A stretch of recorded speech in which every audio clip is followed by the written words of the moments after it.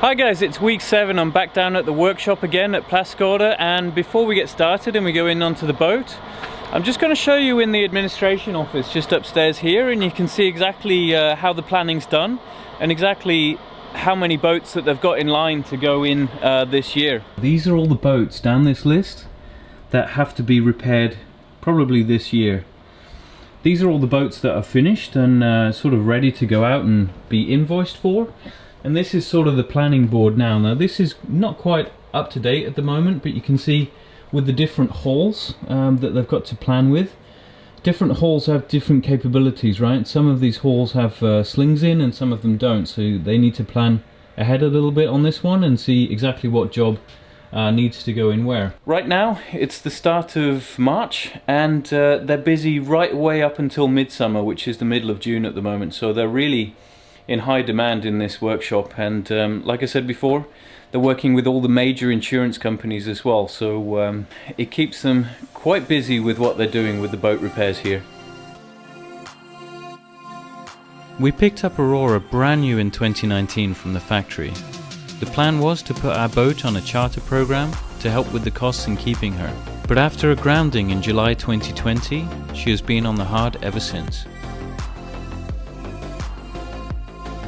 It's now 2021 and things are looking up as Aurora is going into the workshop to be made strong again. Join me as I follow the guys at Plastskador and montage and learn just how this type of repair is done by the professionals. Well, Patrick's just left and he's given me a bunch of information about what he's been doing over the last few days. But I'll just show you some things first. You may have noticed some true design through holes and seacocks as well that I'm fitting at the moment, and we've just been through it actually, and there's one 3/4 inch and there's one 1 inch one that I've got to fit there as well.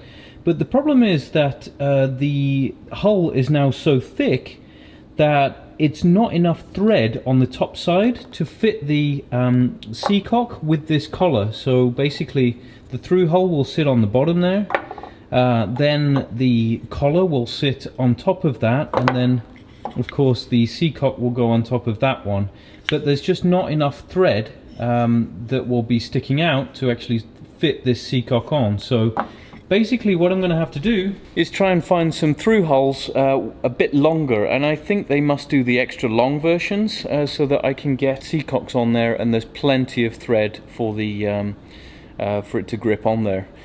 Anyway, let's go downstairs and I'll show you what Patrick's been doing. Gelcoat's actually started to go on the grid and it's starting to look white again. At the moment you can see that Patrick has covered this up because what he's got to do is go ahead and paint all the bottom parts in with top coat on the bottom side there. As you can see down here, Patrick has gone ahead and drilled all the limber holes in the grid there so that the water can travel between the compartments in the grid, and it can be collected at the lowest point at the back there where the bilge pump is. And the other thing, of course, that Patrick has been doing is just cleaning these holes out a little bit more, ready so that the keel can be stepped. As you can see around me as well, Patrick has actually taped up or covered the entire of the inside of the boat here because he's been painting with gel coat and he's been spraying that on. So of course the spray gets everywhere and you can actually see it on the top cover here. So if you're ever gel coating or spraying anything like this, or mainly spraying to be honest, make sure you cover everything because the gel coat can be a real nightmare to get off any material or anything like that. So the plastic really saves the boat in that way. And of course you can see that the little nightmare I've caused down there with going in and out of the back cabin or the stern cabin quite a lot has actually pulled half of it down, but Patrick got around that. I'll tell you a bit more about that in a minute. There's nothing really more I can show you in here right now. It's worth going into the video actually that Patrick has been filming over the last couple of days, and I'll explain in more detail about what he's been doing, how he's been doing it and why as well. So let's take a look at that. Now let's look into how Patrick matches the gel coat colour. Once the surface is clean, what Patrick is doing here is actually applying a bit of the white gel coat to see how far away the colour is from the original gel coat. You can see the original gel coat is a lot more yellow than the new stuff, so what Patrick is doing is adding a little bit of yellow there to try and match the old colour. And of course it's important to remember not to add too much of the yellow colour, otherwise you've got to get a bigger bucket to add more white to get it back towards white again. It's better to add a tiny bit of colour, a little bit at a time, to get towards the colour that you want it to be. Of course this process is completely trial and error, and it can take some skill and a good eye to get the right colour in the end. Of course you can buy this from the manufacturer as well, but it can end up quite expensive, and because they're from different batches, the colours can end up slightly different. One important tool to have here is a white light. This one that Patrick's using is made by 3M and is specially designed for colour matching. You simply can't rely on the yellow lights from up above to match the colours exactly. And after a few trials you can see exactly how close Patrick got to the original Gelcoat colour. That's pretty damn good. And now it's time to start spraying.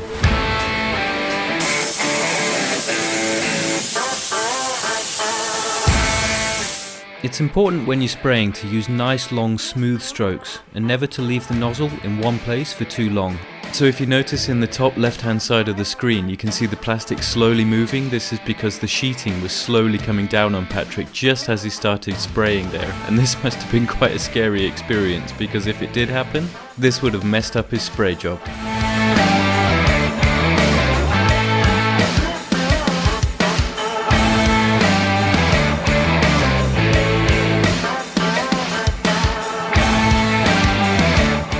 So another top tip from Patrick, what he's doing here is using a cleaning fluid mixed with dry white marker so that he can know exactly where he's sanded and where he hasn't. You'll notice a slight pink tinge here. Can you see the difference in the contrast? The trick to getting the finish from rough to smooth and shiny is to slowly make your way up the grades of sandpaper, going all the way from 240 right the way to a wet sanding of 1000 grit paper.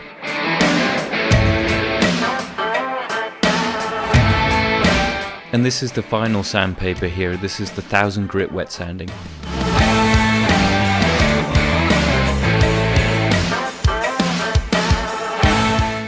The cutting compound is then rubbed in, and then to finish off, it's the polish and wax.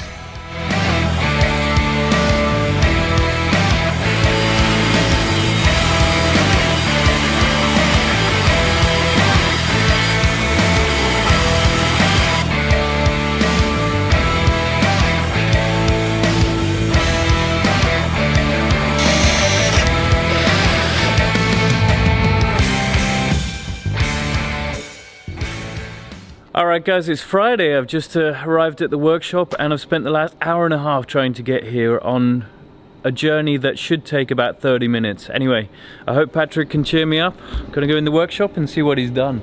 And I can see there's a keel on the boat.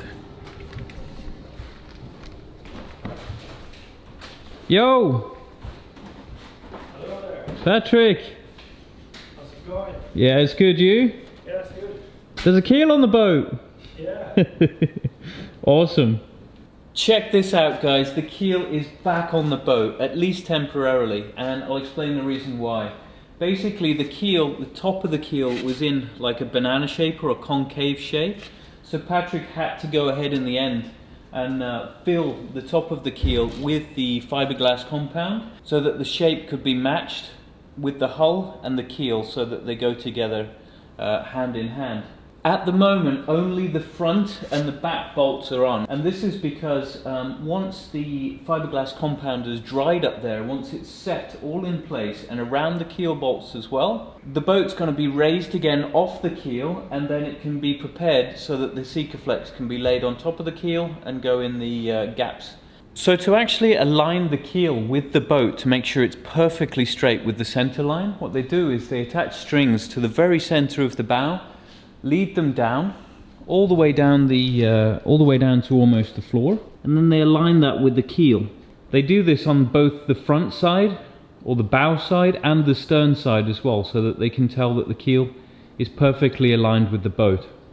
Let's have a look at how Patrick did all this. Now first of all, he's got to tidy up the keel bolt holes and then put a chamfer on the outside as well, so that the Sikaflex has some good area to bed into and to make a good seal around the bolts.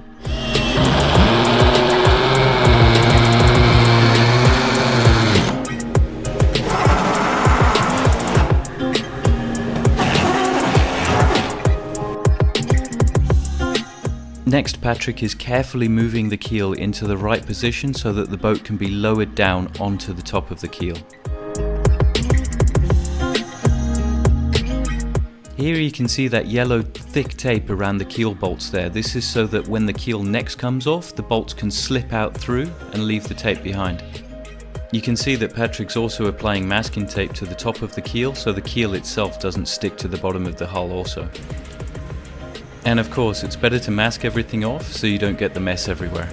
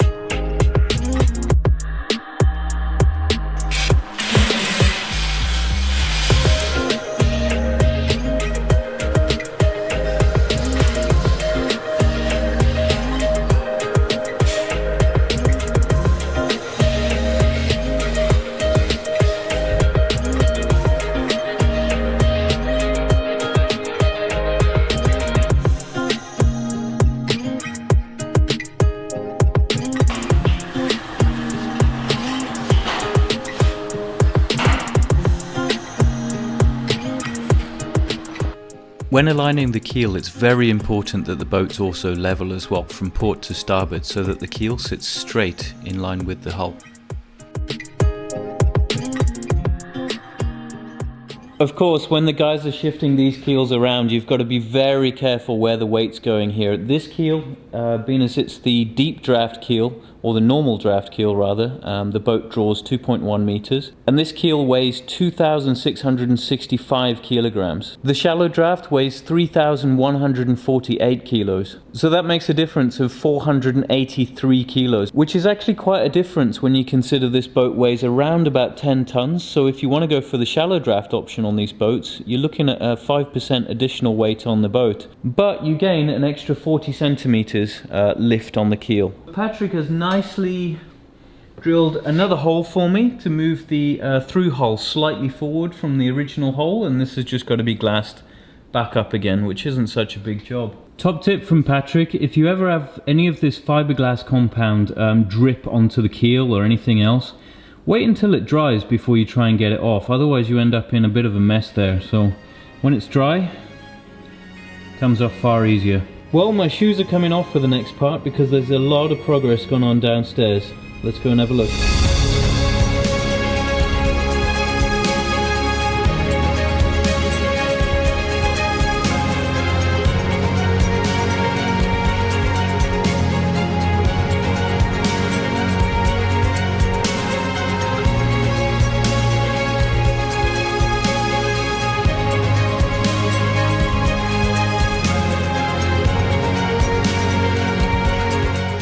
Wow guys, check this out. This is super smooth and it looks amazing. Like, Patrick is a real artist at this. He's done this a few times, I can tell you that. And essentially these have all been polished off now and they're all smooth and flat and ready to go.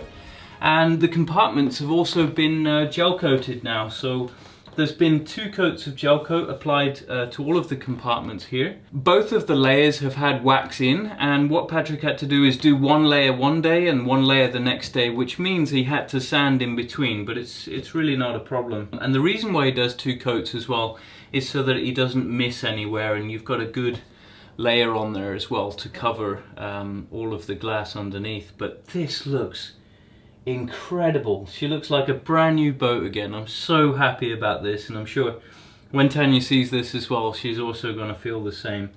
We do have the choice as well of filling in these compartments here at the bottom of the compartments with the blue or bluey grey paint by Hansa, but to be honest, I might leave it white because then you can see maybe any imperfections or any cracks or anything like that that you're looking for, you'll be able to see them more easily on the white. Actually, I had to be careful on the way in because I've taken my shoes off so that I don't get anything on this and don't create any black marks or anything like that.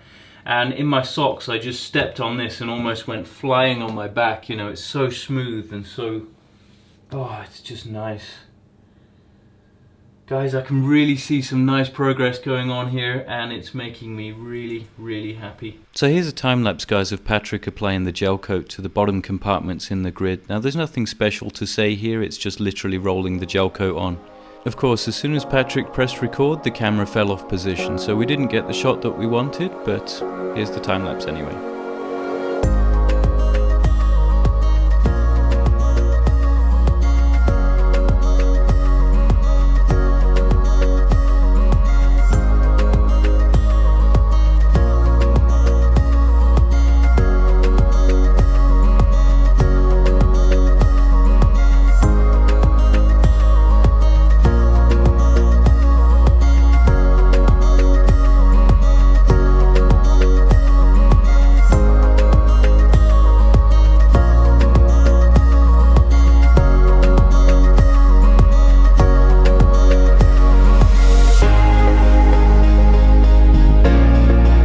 And guys, if you're interested, this is the stuff that's been used for the top coat. When the keel came up, all the bolts were put in the correct places there, or the keel was moved into place so that all the bolts and the keel is aligned perfectly with the boat. You can also see on top of some of the bolts here that you can see the tape on top of the bolt there, so that when Patrick comes to take the keel down again, the tape will stay in place and the bolt can just slide through.